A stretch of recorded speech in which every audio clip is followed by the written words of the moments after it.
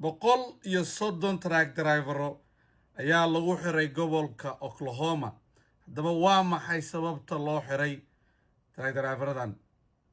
qofka hadduu wato I-94 iyo work permit, sharciga cusub ee track driverada ma saameynaya oo taraaga ma kasii shaqeyn karaa, ma sii wadi karaa track shutdown micnaheeda waxaa waaye dowladda ayaa weysay lacag ay ku shaqayso.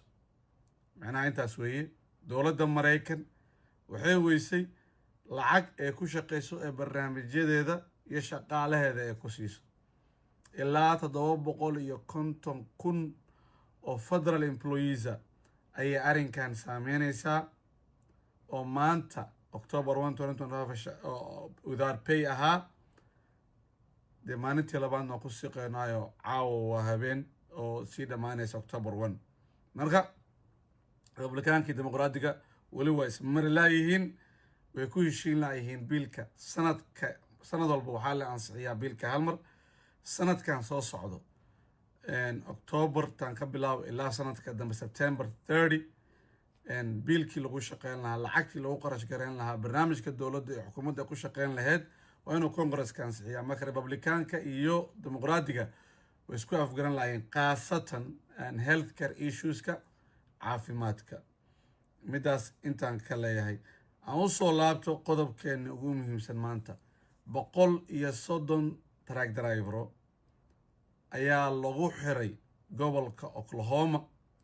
track driveryaradan ayaa haystay ama ahaa dadka loo yaqaano illegal alien, dadka waddanka Mareykanka sharci darrada ku joogo. waxay wateen qaarkood laysano iyo work permit.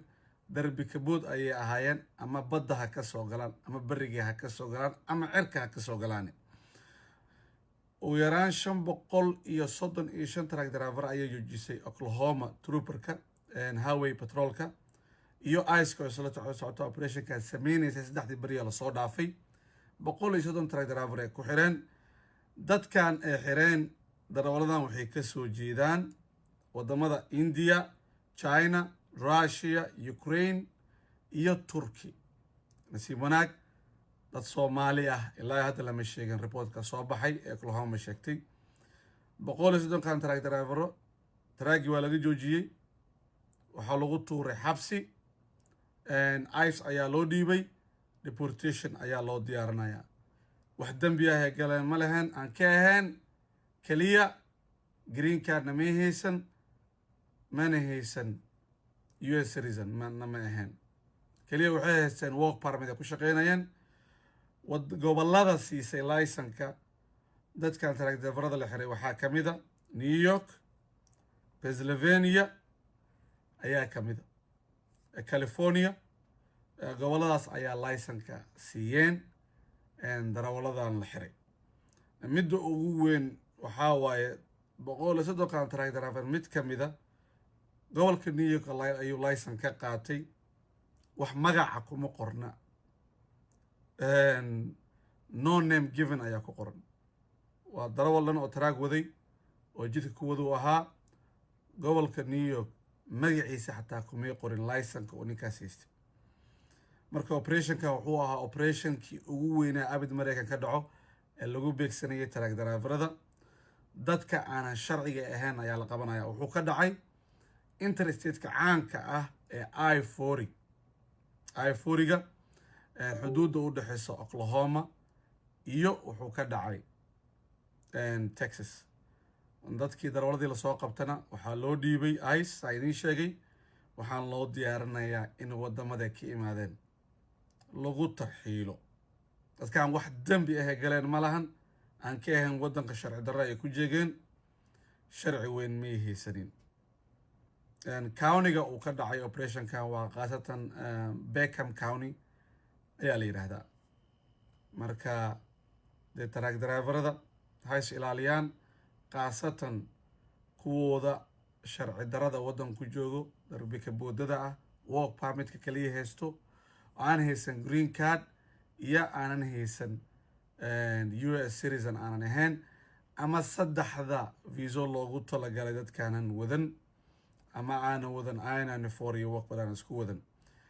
sidaan idiin sheegay asbuucii lasoo dhaafay Sean Duffy oo Department of Transportation Secretary of Transportation wasiirka gaadiidka waa tuu yiri hadda ka bacdi waxaa wadayo track US citizen green card iyo dadka viisooyinka qaaska haysto ayuu yiri sharciga wuxuu sheegayay in dadka markuu ka dhaco license renew gareeyaan PMV-gu u diido sida dadka work permit ka haysto laakiin gobolka Oklahoma ma waxay taagna sharcigaas ma sugayo aniga ayaa ka shaqeysanayo sharcigii Sean Duffy Department of Transportation Oklahoma waa ka hormartayba oo dadka hadda ayada qabanaysa kaliya maxaa ku qabanaysaa work permit haysataa license kaliya wadataa wadanka sharci darrad ku joogtay green card iyo US citizen ma haysatid aysa lagu dhiibaya ka bacda lagu tarxiilaya marka halkaas waxaa ka jira contradiction de wasiirka warkuu yiri oo ahayd dadka hadda work permit ka haysta iska sii shaqeeyaan laakiin markay license cusboonaysiinayaan ayay ahayd inuu PMV-gu u diido ama DMV-gu u diido laakiin ayuu midaas la gaarin ba hadeertan gobolka Oklahoma bilowday de gobolada Republican-kan oo isku dabadlaydaan marba haddii Oklahoma bilowday I-4-gana waa wadnihii ugu weynaa American ee loo marayay interstate-ka oo ilaa California loo aadayay da bilowday waxaa laga yaabaa gobolo badanna inay ku dabadaydaan arrintaana Mareykanan ay saameyso marka waxaan ku soo afmeerayaa midaan dhalinyarada sharci darrada ogsoonaada inuu arrinkan Oklahoma ka dhacay 3 bir la soo dhaafana uu ka dhacay arrinkan waa arrin halis oo saameyn weyn ku yeelan doonto dhammaan trucking industry-ga marka sidaas oo la socda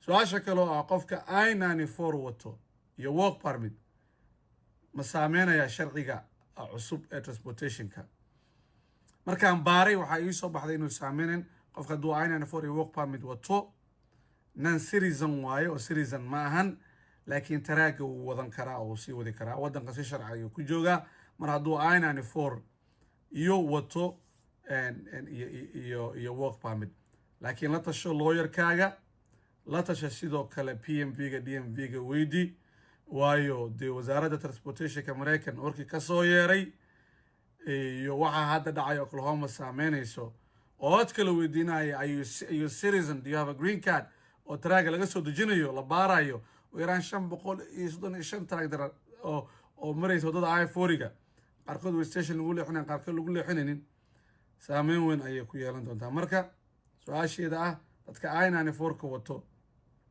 iyo work permit-ka way sii wadan karaan shaqadooda laakiin fadlan la tasho lawyer BMV-ga ama DMV-ga gobolkaaga wac Department of Transportation gobolkaaga wac weydii